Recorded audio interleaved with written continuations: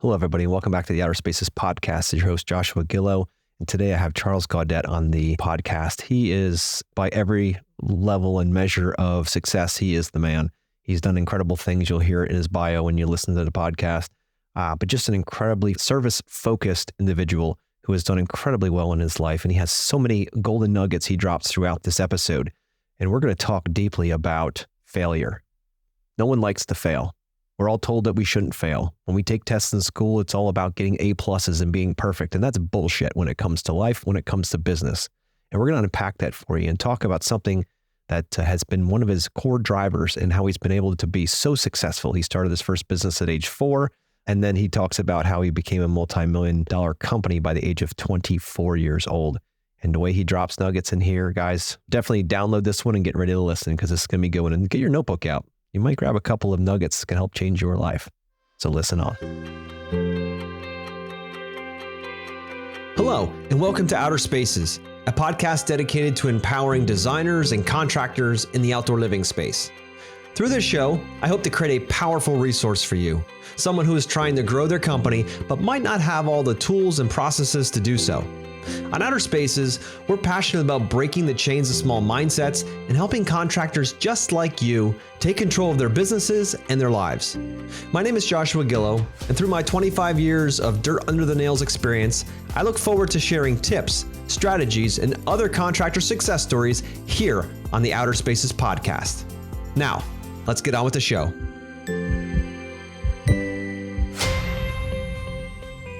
Hello, everybody, and welcome back to the Outer Spaces podcast. This is your host, Joshua Gillow, and today my guest is the author of Predictable Profits Playbook, the entrepreneur's guide to dominating any market and staying on top, and the host of the Beyond Seven Figures podcast. He's regarded in entrepreneurial circles as one of the top coaches for helping entrepreneurs surpass the 7- and 8-figure mark. Yahoo Finance refers to him as the CEO Whisperer. And he's been an entrepreneur since the age of 4, creating his first multi-million-dollar business at the age of 24, and has helped others generate millions with his strategies. He's received numerous awards and has his business advice featured all around the world, including Forbes, Salesforce, Success, Entrepreneur, and Fox News, as well as on podcasts and radio. He was named one of America's Genius's top 50 industry influencers. And when he's not doing all that amazing stuff, he also trains Brazilian Jiu-Jitsu. He has 2 gold medal finishes and has 3-time wrestling state champion. He lives in New Hampshire with his beautiful wife and 3 adorable kidpreneurs, which I really love that, and 1 badass dog. So Charles Gaudette, welcome to the show. Thank you. I will say, actually, this is my fault. Since that bio was written, I have moved from New Hampshire over to Florida. So, oh, perfect. Sunny, get away from those winters. Sunny Florida. So I'm still thawing out over here in the 100-degree weather.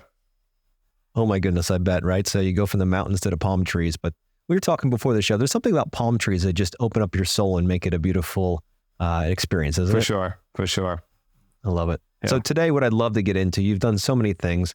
I'd love to, the topic today is getting into failure, right? As business owners, as men specifically, we fail all the time. I'll admit it right away. I fail daily.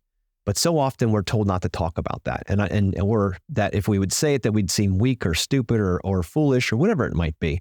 So I'd love to dig deeper into that. But before we get into that, I want to know, what were you doing at age 4 when you started the business? Tell me about that. So some people say that entrepreneurs are born. For me, that it was definitely not the case. My dad was an entrepreneur. He worked every waking hour of every day. And when I got to see him, he would say, "Kid, if you ever want to make it in your life, you got to be an entrepreneur." So as a kid, I wanted to get my dad's approval. So I started selling artwork to my neighbors. And from there, I just got the entrepreneurial bug and just continued building, growing businesses and so forth from there. I love it. It's funny because when I saw this come up as in your bio, I'm thinking, man, at age 5, I was running around with my little red radio flyer wagon, collecting cool rocks out of the neighboring fields and selling them at my parents' garden centers for $1 a piece. Right. So right. I was like, was there something back there? So when I see you're at 4 starting this out, there is something deep inside, right? You're like, I can do this. This isn't going to be crazy. You know, funny thing is though, when you mentioned failure, one of my first most memorable hardest failures actually happened when I was 4. Really? Tell us about that. So I had this idea. I'm going to create artwork for my neighbors. And so my philosophy was, if I could just produce as much artwork as fast as possible and go to my neighbors, that they would ultimately give me money, and I'd come home with a pocket full of coins at the time, right? And so I just started making artwork. I dropped them all into a bag, went knocking one neighbor's house after another. And sure enough, here I am, this little kid starting a business, and most neighbors turned around and they gave me 50 cents, which is what I was asking for my artwork. And then I got to Mrs. Hersey's house, and Mrs. Hersey stood there and she looked at it and she said, "Charlie, is that your best work? Be honest." And I looked at it and I was like, no. And she said, "I don't think that's worth 50 cents. And I looked at her and I could feel the blood rushing into my face as I was getting embarrassed. I still remember feeling my heartbeat in my face going, what is happening to me? I was so embarrassed by this. Yeah. And she said, "I won't pay you the 50 cents. And she said, "To me, that looks like a bunch of scribbles. And the most I will pay you is 3 cents for this. Would you accept 3 cents? So I said, "Okay, I'll take 3 cents." And that was the last sale I made that day. And I went home and I said, never again will I just make scribbles. Because that was such an embarrassing, painful moment, because I didn't realize how important it was for me to put out a real quality product. Instead, what I felt was that, and they still teach it in B school, funny enough, is that the purpose of a business is to make money, to increase shareholder value. So I didn't look at the product or the service. Instead, I looked at, I'm going to make money. I'm just going to put whatever it is out there to make money. And that worked until it didn't. And then after that, I realized I will never make scribbles again. I love that. And boy, did Miss Hersey teach you a life lesson. Really powerful. That's a great incredible. One. A great one. The knowledge that she passed down to you in that one moment was, wow. It's incredible how those things craft our lives, right? How they sculpt how we go and where we go. And that was really very good. Sometimes it takes us until we're in our 30s or 40s to figure that out, right? So, well, and it's also important because if Mrs. Hersey wasn't honest with me, if she didn't have the courage to give me feedback in a very constructive way, then I may have continued my entrepreneurial career focused on just putting out scribbles and hoping everybody else would pay. And while they would pay, they would turn around and they would throw it in the trash as soon as the door closed. But today we live in a very small world. People talk and reviews are shared globally. You can't afford to put out scribbles. You have to put out your best work all the time. And you can't look at business as a function of just creating shareholder value. You have to look at it in a different way and say, you get paid in proportion to the value that you provide others. So how are you going to add more value? And through adding value, then you'll get paid more. So it was an important lesson that if she didn't have the courage to tell me, then I may not be where I am today. I love it. I love it. Have you ever told her that story? No, I haven't, but that probably would be a fun story to share one of these days. Absolutely. If she's still with us, to just sit her down and say, you have no idea how much impact came from that one moment in my life and how it still sits in my heart. And it's awesome how that guides you. Now, so let's jump up here. A multi-million-dollar business at 24. Most of us are just trying to figure out business in general and trying to make ends meet. How do you go to a multi-million-dollar business at 24? I would say, I've found an opportunity, and, the long and short of it is I worked hard and then made a few very smart strategic moves that went ahead and create that multi-million-dollar business.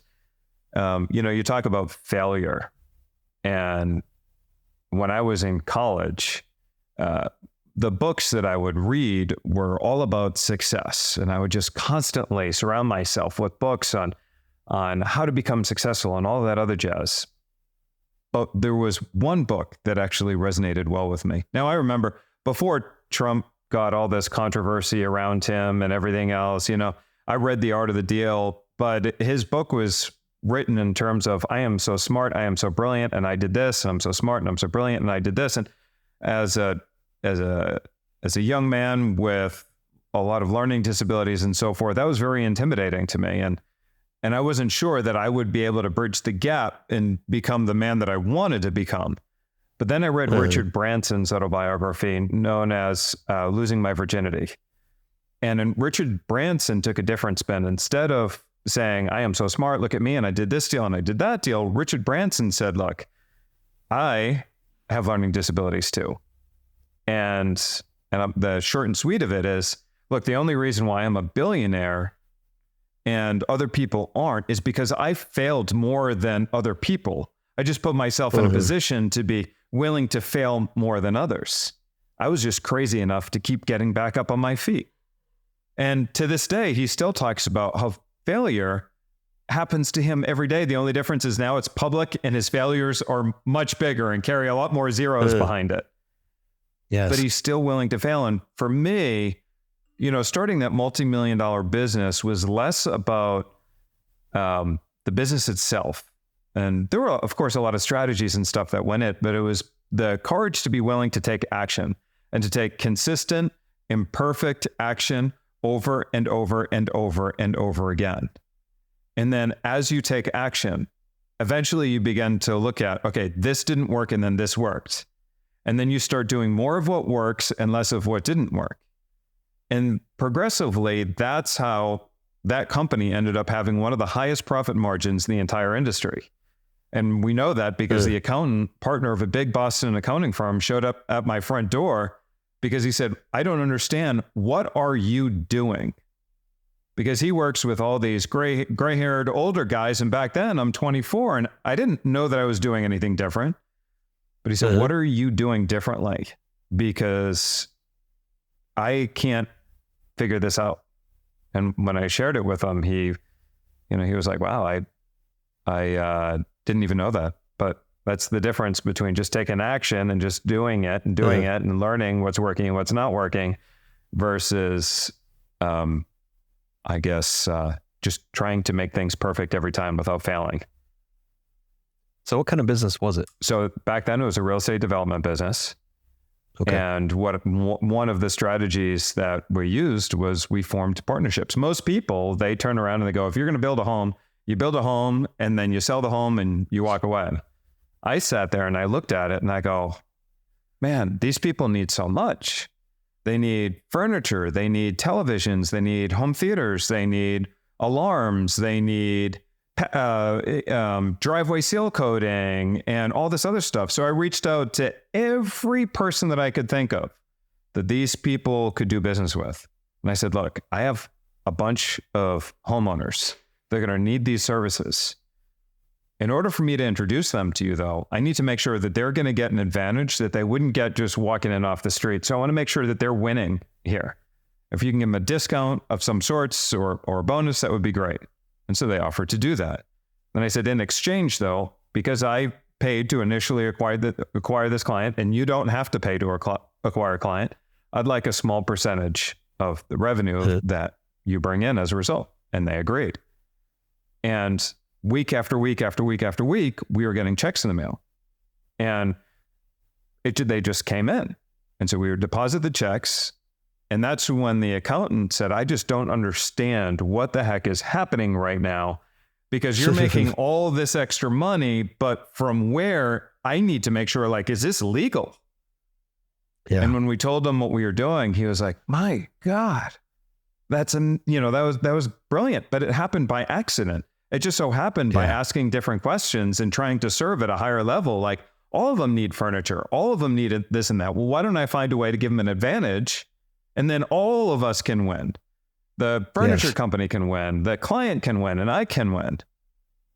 And that worked out incredibly well. And then we rolled that into another business and another and another and another. And then eventually somebody offered to pay me to help them grow their company. And that's when we started Predictable Profits. Dude, I love that. I love you seeing a way to add massive value to people in a space otherwise that was a vacuum. And that's the secret to everything out there, guys, is finding that that value add. It's always about value first. It's always about higher values. It's not about how can I take advantage of them more. It's how can I help them more? And in that helping becomes your value. So I was actually over the weekend, I was in a mastermind, and there were CEOs there that were doing anywhere from 20 million to several $100 million. And one guy stood up and he said something, and I wrote it down because I thought it was so powerful. And he said, when your purpose is to serve, no one can compete with you. And I was like, Amen. wow. And he was one of those that sold and exited his company for a bazillion dollars, lots and lots of money. But he gave away his secret, which was, when your purpose is to serve, no one can compete with you. But let's think about this for a second, Joshua. So have you ever heard of Darwin's survival of the fittest? Yes. And so Darwin's survival of the fittest, at its very raw natural sort of understanding, people generally tend to think what that means is if you're the biggest, toughest animal in the forest, that you're going to turn around and you're going to survive. And it's the weak animals, because they're not strong, because they're not tough, that they end up dying off. And that's how we've connected the dots between Darwin's survival of the fittest. Yeah. But then Buckminster Fuller looked at it a little bit differently. And he said, actually, it's not that. What it is that it's the animal that aids to the survival of the other animals, that the other animals realize that this one animal is helping them survive and get more of what they want, so they conspire around each other to make sure that that one animal thrives and survives. So you look at the big lion. The lion, the king of the jungle, the main pride leader, is the one that protects the pride. Somebody comes in from, another area, that big lion will be there to protect the pride. So the rest of the pride conspires to make sure that lion is protected and survives. They let them have the first bit of food to eat and the first water and the whole deal. Now let's bring that into life. If you're the business owner that finds ways to help people get more of what they want, whether that's more money, more freedom, more love, more, feeling better about themselves, more confidence, more whatever that is. If you give them more of what they want and they realize that the more they do business with you, the better the results that they get, then they feel a drive and a need to share with others. And then they want to do business more with you. And then they become fans and they write positive reviews and they do all this stuff, all because you decided to focus on helping them get more of what they want. Yes. And that's Darwin's survival of the fittest from a professional standpoint.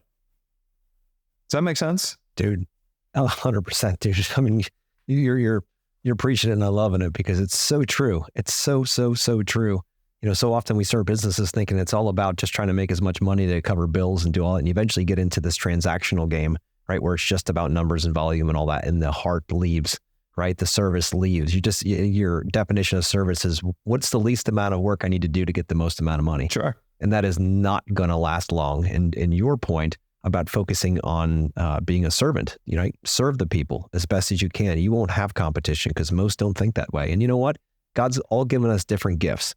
Right. My philosophy is that God has given us gifts, and it's our duty throughout our lives to uncover those and discover those gifts and to give them away, sure, and to share them with as many people as possible. Right. So that's the servant side of things. Right. So when you're talking through this, man, you're just making the hair on my back of my neck stand. I'm like, he gets it. He gets it. It's so nice to see. Oh my goodness. I hope the people out there listening are just getting a piece of what Charles is talking about here. It is just so powerful, man. With that in your heart and in your soul, there's just no mountain that's too high to climb because you're only focused on service. It's an incredible thing. So let's think about this for a minute, right? For the entrepreneurs and the business owners that are listening right now, are the people that want to eventually start a business. If you look at it and you say, my objective is just to make money for myself, you're going to find that you just make enough money for yourself. But if you say, actually, I want to make enough money for my family and make an impact on my family, then you're going to find that the revenue that you bring in and the income you bring home is going to be bigger. Then if you change your perspective and say, I want to make an impact on my community, you'll find that you get paid again proportionate to the value that you bring. And then eventually it's my state, and then it's my region, and then it's my country and my world. But now let's look at the billionaires today. If we look at Elon Musk, if we look at Bezos, if we look at Branson and Zuckerberg, and they go even beyond the planet, and they're looking at space. Elon Musk wants to colonize Mars. So, this was a hybrid philosophy between Dr. John DeMartini and Tony Robbins. As I, traveled and learned with both of them, is that you could tell the size of the person by the size of the problems that they're trying to solve. Right. And so even Mother Teresa had millions and millions of dollars behind her because she was looking to end world hunger. If you look at the Dalai Lama, has millions and millions and millions of dollars behind him because he's looking to bring peace. And so big people have big problems. Small people have small problems. If you want to play a bigger game, then look to solve bigger problems. I could just do a mic drop right there, dude. Wow, holy moly. You're so right with that. And it's all about that focus and where you're putting your focus on. Is it just about me? Is it just about making enough for me? Or are you looking to change the world with what you're doing? Sure. Because once you start changing your target, the world changes, right? And the crazy part is, Charles, and I don't know if this has been your journey, but I know it's been mine, where I might want things. I might want to increase the size of my company, grow the team, do all this, serve at a higher level. But then I get stopped and I'm thinking like, man, I just don't know how to do it. Like, how do I make that happen? Like, I don't know how to do it. I'll read a book, I'll go to a seminar, it might help out a little bit, but there's this component that's missing. And what I found was the trick to it all was to get a mentor, get a coach, someone who's been there before, right? Why would you not want to compress decades into days, right? Why would you not want to ride on the shoulders of giants when they can teach you in a few days what you could take a lifetime to learn and to see how what's possible out there? It absolutely blows your mind when you start seeing what is possible. And then you might not be the man today that can run a $10 million, $100 million company. But like I said, today, you're not there yet. It's the journey that we're after. It's not the destination. It's the person you become in that journey. You know this. I know I'm preaching to the choir, but I want the listeners to listen. It's the person you become in that transformation, in that journey, that is the goal. So all the struggles, all the failures, they are all amazing. Like Tony always says, problems are the gifts we grow from. Bring me your nastiest, hairiest problems. Yeah. Because the more you are willing to face them head on every single time and not run from them because they're scary and nasty and they've got fangs and all this kind of stuff, if you're willing to just face them head on, the next thing you know, they're not nearly as scary as you think. And then you get the reps in and you get the confidence in, and pretty soon those problems are now upgraded to new problems. And you know what? People listening, no one has no problems unless you're dead, right? When you're in a graveyard, then you don't have any more problems. But when it comes to life, I don't care where you are. And I'd love to hear your perspective on this, Charles. I don't care where you are in your journey, whether you're just starting out in business, whether you've already made it, whether your family's financially secure, wherever you are, every single day you're going to face challenges. Yeah. The question is, are you going to face head on, or are you going to try to avoid them and play the victim, that these things are always happening to you, not for you? That's the powerful shift in mindset that it takes to go to the next level. So Charles, I'd love for you to jump into there. So interestingly enough, very early on in my career, I thought that I wanted to get rid of all my problems. And I just kept running away from my problems and so forth. And then I got to a point where the stress was so high that I ended up in the hospital. I was in the ER. My organs were shutting down. The doctor told me I was, effectively dying because my organs were shutting down. And there's a whole host of reasons why that was happening, between the lack of sleep and not eating right. And the stress was enormous. And so at that point is when I decided that I needed somebody to help me through what I was dealing with. And I went to go hire Tony Robbins, and I between my wife and I, we invested over $250,000 a year, just traveling the world, studying from Tony. And that was when, Tony brought perspective to me where he had said, he was asking me about my problems. And I unleashed on him. And I was like, well, what about this? And what about this? And blah, blah. And he goes, Charlie, let me ask you a question. What do you think Richard Branson would think about those? Do you think Richard Branson would lose even 1 second of sleep over any one of those problems? And I was like, no, probably not. But why do you ask? He goes, I'm just trying to size you up and see what size person you are. Because big people have big problems. Small people have small problems. And the thing that I learned over time, and then, studying, decamillionaires and billionaires and so forth, is that they don't look at problems as something that is bad. If their problem isn't big enough, they actually create bigger problems for themselves. Nobody told Elon Musk that he had to colonize Mars. He created that problem for himself. And then to put extra pressure on himself, he decided, I am going to publicly disclose that to everybody in the world rather than keep that to myself and quietly work with my team to see if we can make it happen before we tell everybody that we made it happen. He said, I'm going to turn around and I'm going to do this. The same thing with his rockets and whatnot. He said, I'm going to do this. And everybody said, you're crazy, you're nuts. And they made fun of him and yada, yada, yada. But he goes, it doesn't matter. I'm going to blow up a lot of rockets on my way to success. And he created big problems, and he was open to the criticism, and he was open to people hating him and so forth.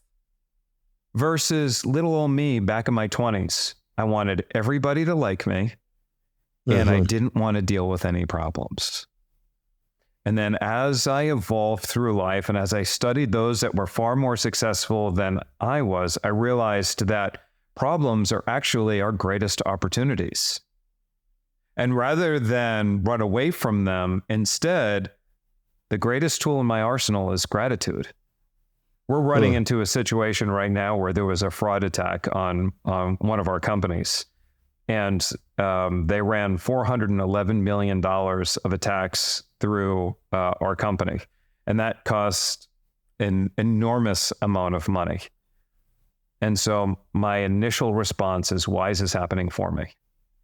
Why is this happening for me? And my team and everybody around me, they're saying, why aren't you more stressed? And I said, because this is an opportunity that has been given to us for one particular reason. I just need to figure out, why is this happening for us? In fact, better question is, why is this the best thing that could happen to me right now and in the moment? And the same thing happened with COVID in 2020 when our clients came to us and they go, oh my gosh, what's happening right now? Should I close down my business? Should I do this? Should I do that? And we were working with people in all industries, the travel industry, the restaurant industry, agencies, and so forth. And I said, I can help you, but first I need you to answer this question. Why could this be the best thing in the world to happen to you right now? Most of them thought I was smoking the wacky tobacco, and it didn't make any sense. But until they started coming up with solutions, then we were able to help them. And 86% of all my clients during 2020 had the best years that they had ever had. And that's because when we look at problems and we see it as a problem, our brains are going to support every reason why we should fail and every reason why it's not going to work and the whole deal. But when we change our mindset and we say, why could this be one of the greatest opportunities in the world for us? And all of a sudden we start supporting every reason and every opportunity there. Now, you would think that what I'm saying is philosophy or theory, but it's actually rooted all the way back down into science.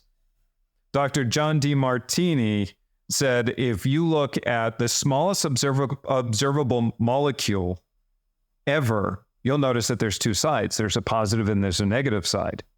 Then as you continue to look at bigger and bigger and bigger things, there's always a positive and a negative. Everything goes into cycles. There's no straight line that's ever been observed in the universe ever. Even economic cycles cycle from up and down. weather patterns. Yesterday's deserts were today's rainforest. There's always ups and downs and ups and downs.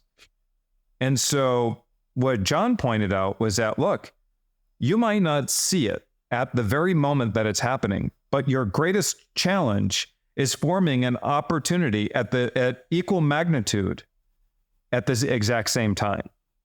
And so big problems, big opportunities, small problems, small opportunities. And so we said this whole philosophy that the Chinese have talked about, that yin yang, is he has proven it scientifically. In fact, his science is in a scroll, and I think it's underneath the Capitol building in DC or something like that, because it is so powerful.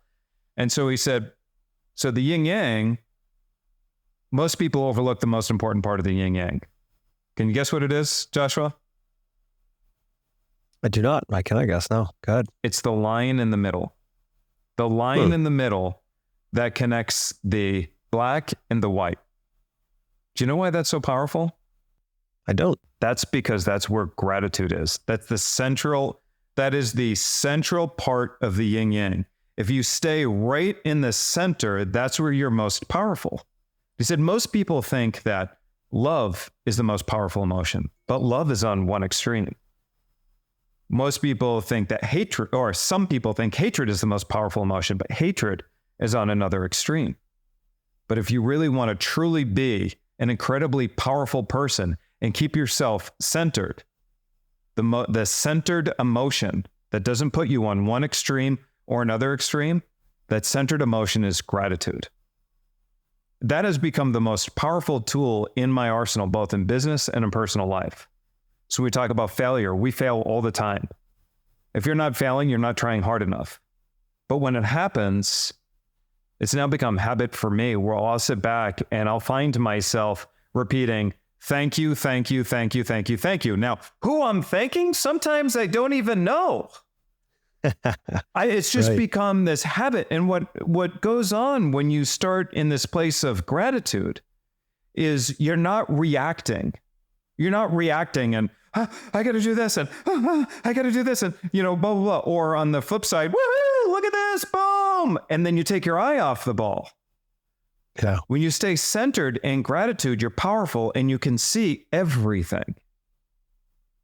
So if there's one thing at all that our listeners take from today's conversation, is finding that tool of gratitude, whether you have a windfall profit or a debilitating loss, to find yourself back in this place of gratitude. Because every challenge comes with it an equal opposite opportunity. But what many people fail to recognize is even the biggest opportunities that you get come with it an equal and opposite challenge. Sometimes you just don't see them happening at the same time. Yeah. Holy moly, dude, I practically have a tear over here. Man, you're preaching it. I'm loving it. And I hope the listeners are getting the power in what he's talking about. Now, what I'd love for you to unpack for us is, okay, I get it. I'm listening to this. I hear gratitude's great. I've heard that 100 times. It's not for me, or my life is too challenging, or I've got way too many things going on. How can I possibly be grateful for the shit sandwich that I've been given the last few weeks, whatever it might be?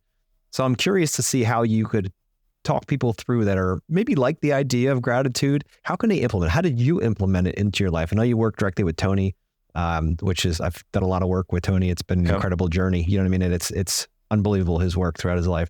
But I'd love your journey to gratitude. How did you get there? How can you help people listening get there as well? Because listeners, there is no better space to be in when it comes to fulfillment and love and all the pieces together. All the stuff you want more of is all in gratitude. And when you can wire your mind where you can see the opportunities, or at least know there's opportunities in every single struggle, and say, bring me on more struggles. Some days it's heavy. It doesn't matter if the burden is heavy at times. Now it's a matter of how can we turn that into opportunities constantly. So can you walk us through how you got to gratitude? So my very first experience was unintended. I was in college at the time in Massachusetts. I was on my way up to Vermont with a caravan of vehicles. We were spending the weekend snow skiing. And then just as we crossed the Vermont border, my vehicle breaks down and I need to get towed. Now, if I got towed to a shop in Vermont, there was no way I was going to be able to get my car back. All the shops are closed and I wasn't going to get it back in time. So I realized I have to pay a tow truck to tow my vehicle all the way back to Massachusetts.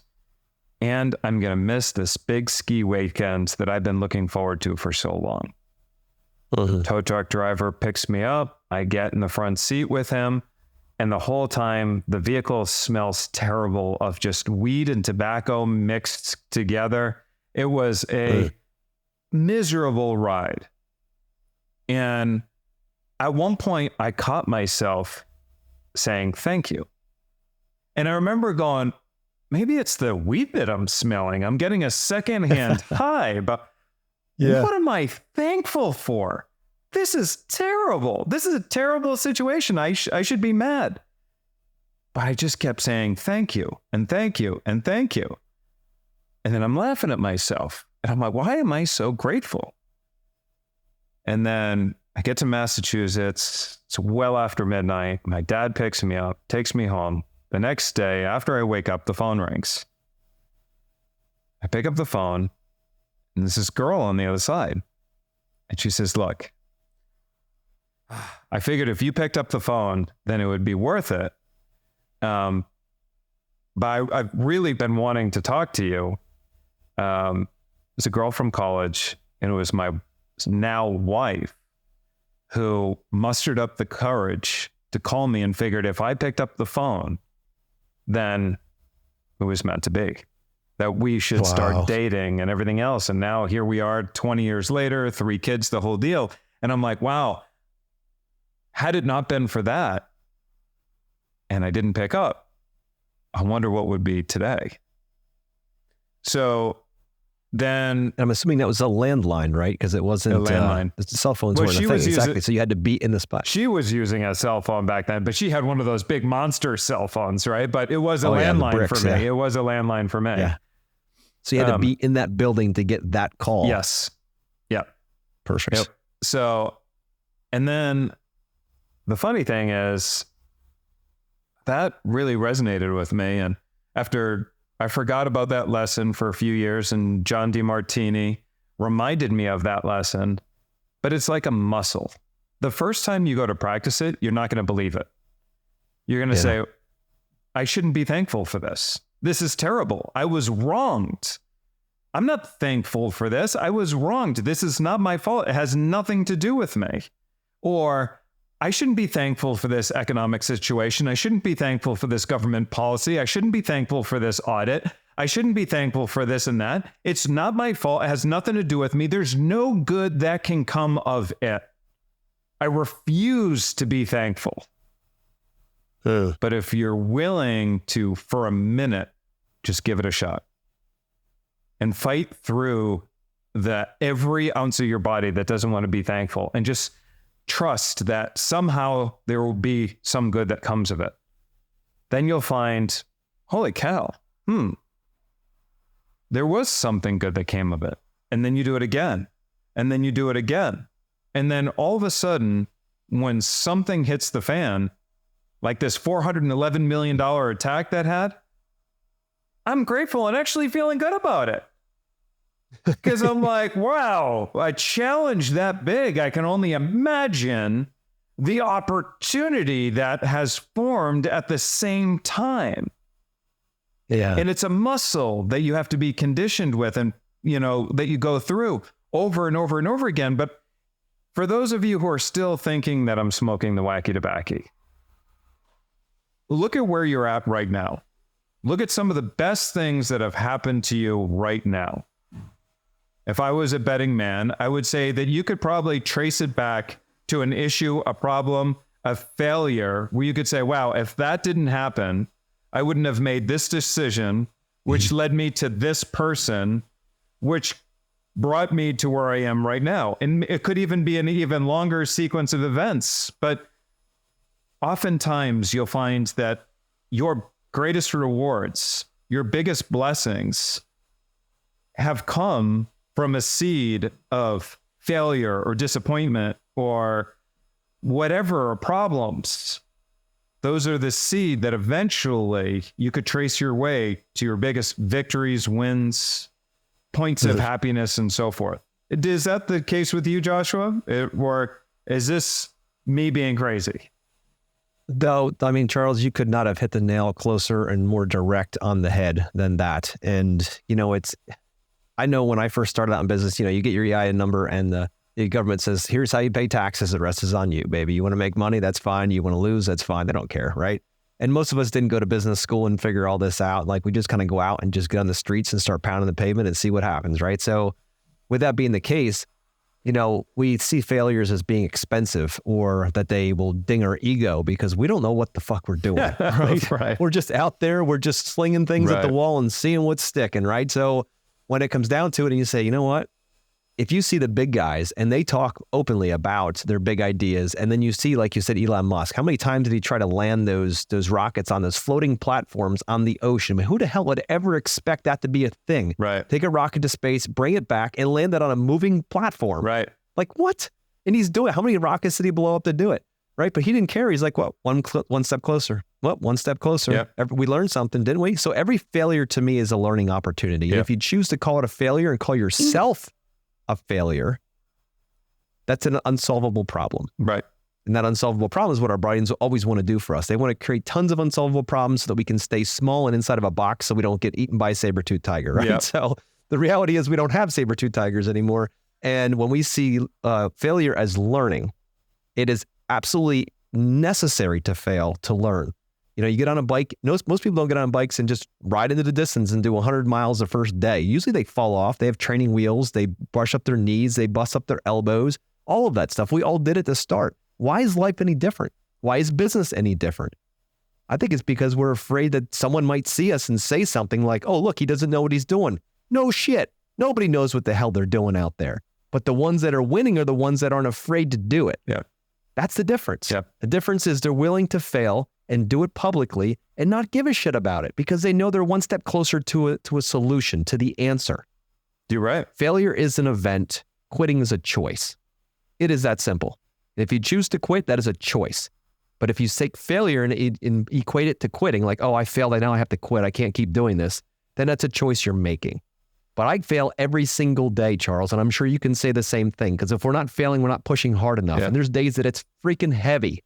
You say, why do I do this? This is insane. It's like your atlas with the world on your shoulders. And you stop and you say, all those problems are going to lead me on my journey to a better destination. I need to learn from those problems. What can I learn from them? And then it shifts the entire weight of those problems into possibility. Yep. Somebody told me So amazing. a while back when I asked, what is the secret to success? They said, you fail your way to success. Yes. I was like, look at that. And I love that you used the word gratefulness because that is the absolute truth. And when I'm working with guys and they're like, well, all right, I love this idea of being grateful, but I'm always way too angry. That's my emotional home. I love to go to anger. They don't know it that way yet, but that's really what it is, right? Or they go to worry, or they can't trust people or whatever. And I'm like, all those things are your problems. They're in you. They are not out there. Yeah. This is something you've got to work through. That's what Tony Robbins has done such a brilliant job of in the last 40 years, is to help people unpack that shit and to figure out that they're not broken. Sure. We're all struggling. We all have these saboteurs in our brains that are telling us that we're just not good enough. Sure. And if we're not good enough, we're not going to be loved. And that's our biggest fears, right? So if we know that, if that's the truth, let's back it up and say, okay, if I can take all that anger and switch it into gratitude, because they can't coexist. You can't be angry and grateful at the same time, right? Tony says this all the time. You can't be angry and grateful. You can't be mad and grateful at the same time. They cancel each other out.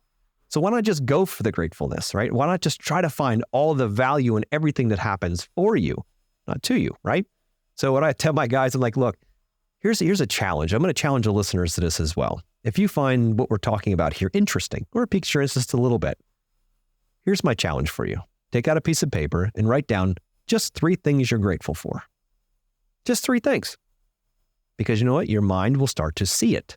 They will start to find it. You know, the craziest thing when someone asked me to do this in my beginning of gratefulness, my journey, was they said, just write 3 things down. You do it each day for the next 2 weeks. Just 3 things. They can't be the same things. You can't just keep repeating it. You know the craziest part, Charles, that started to happen? I started looking each day for things to write down. right? I started looking around and I'm like, I got to write 3 things down today by the end of the day because I've made my commitment to doing this. Yep. And now I'm looking around throughout the day. What can I be grateful for? Wait, that guy there just waved me through an intersection. It was, it was red as hell. And he said, come on through. Or that one held the door for me. Good, I can write that one down. And then next thing you know, you start finding these things everywhere in the world that always existed around you becomes clear. You start seeing that gratitude. It's always been there. We just never saw it because we chose to focus on the negative or the anger or the worry, whatever it was. They both exist. We just don't see them. But when you shift and start thinking, well, maybe each day I'll write down 3 things. Maybe this guy isn't crazy, right? It's been, just like Charles said, it has been one of the biggest catalysts and pivot points in my life is to go to gratitude. And I learned that through Tony Robbins 100%. I didn't even know that existed until then. I'm like, wait a minute here. So now I have friends that do 10 a day. They're training their mind just like a rep in the gym. They're training the mind to look for all the good. And it is there. Just like all the bad, all the good is right next to it. You just don't look at it. It's like it's behind another door. You just got to open a door and there it sits. I can go on for days like that, Charles. So I don't know, you can too. That's why I'm loving this conversation. So listeners out there, I'd love for Charles to unpack one last question here. What do you think the number one thing is holding people back from becoming their best selves or becoming the best in business or the best husbands or fathers or priests or truck drivers? Doesn't matter. Like, what do you think is the number one thing holding them back? In one word, action. It's the courage to take action. And the most successful people in the world, I have learned, they have a bias towards action and they take consistent, imperfect action over and over and over again. 2 millimeters a day. That's right. That's right.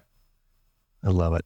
That is so good. So if you're out there, guys, and you're listening, and you're like, man, I want to make a big change in my life, or heck, just a little one, right? To Charles' point, take action. I challenge you to those 3 things a day. Write down 3 things you're grateful for. Maybe you sit around your dinner table at the end of the night and you tell your family, what are you grateful for today? What was the best part of your day? Share it. And the crazy thing is you're going to start looking for those things. And if you want to really level up and do the baller version, do 10 a day and you can't repeat. Just do that for a week, 2 weeks, and see what happens. I can't stress that enough. See what happens. Your mind will change. Just like going to the gym, you want to build muscle, you want stronger legs, stronger biceps, nicer ass, whatever. It doesn't matter. You go to the gym and you start working, pain is first. And next thing you know, you start to see some results. Then you start hearing the results. It takes the work, the reps. This does not happen. You're not just born grateful. This is a muscle you need to build.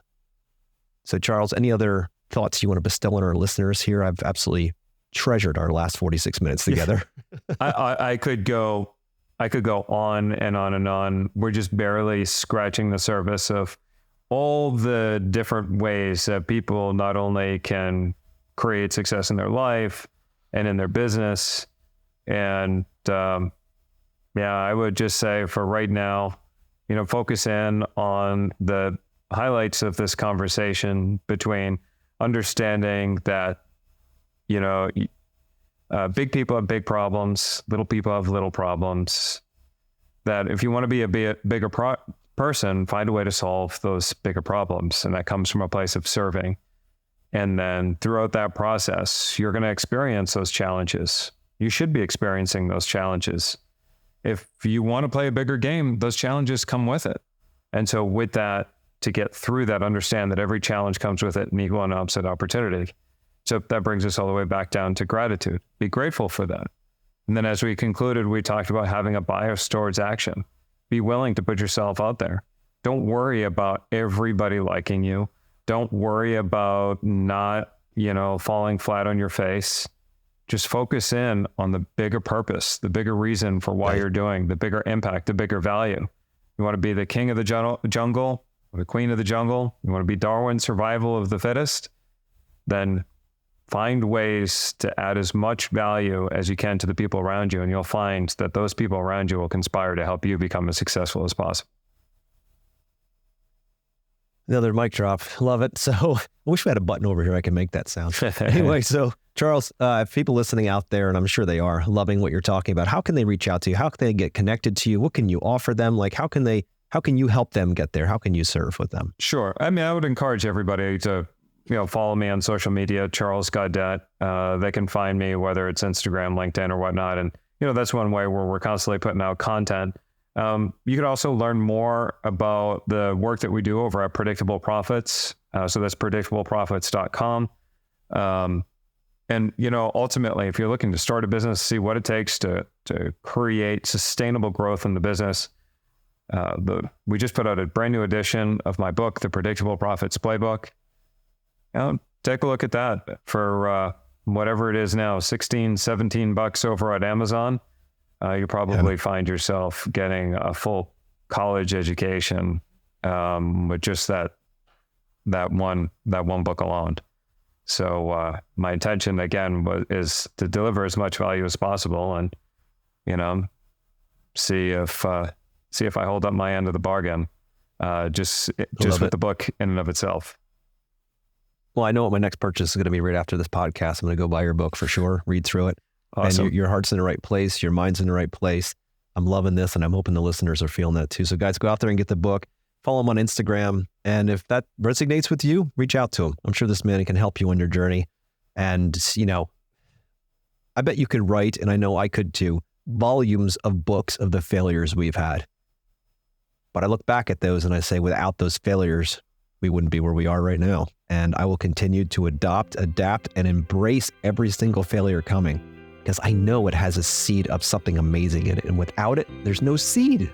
You can't plant without a seed, right? So, oh my goodness, you get me fired up here. Charles, this has been a blessing to have you on here. I've really enjoyed chatting with you, and hope to have you back on eventually as well. I think I have a couple of other things I'd love to dig into with you. That'd be great. You're obviously a very successful man in every level of that, and a brilliant man as well. So thank you for coming on. Anybody out there listening, you've heard what Charles has said today. Grab his book, get out there and get started, take action. Don't worry about the failures. We're all failing. Every single one of us, we're failing. And until next week, keep going at it.